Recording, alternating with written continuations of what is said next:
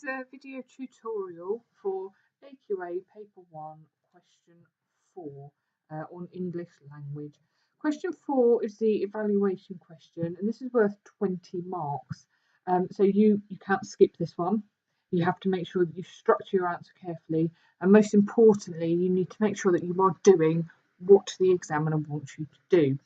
On the screen is an example of question 4 from the exam on the AQA website about Jamaica Inn. The question is laid out like this. You've got an explanation telling you where to focus. You are asked whether you agree or to what extent you agree to something. Then you are given some bullet points. You are highly unlikely to disagree with whatever statement is made in this question. You are likely to either fully agree or partially agree. I would suggest that you write 4 substantial paragraphs to answer this question. So if you are fully agreeing, you'd be picking 4 things to evaluate that you agree with. If you partially agree, you might pick 2 that you agree with and 2 that show that you differ in your opinion.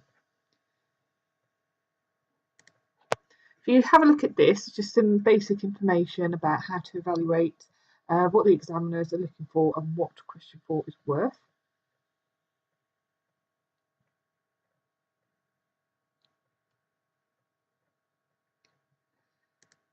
And here is the top band mark scheme bullet points for you.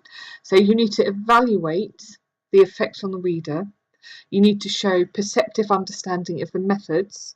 You need to pick a range of textual detail. And you need to give a critical response. This is a piece of opinion writing. You're criticising, you are saying how well or not so well the writer has achieved something. The kind of things that you can look for are possibly the way characters move, the way they act, possibly the way characters are described, any inferences you make from character action and dialogue, possibly the impact of the narrative viewpoint. Does it change? Does it stay the same the whole way through? You might interpret something about characters, you might pick up on themes, you might pick up on setting.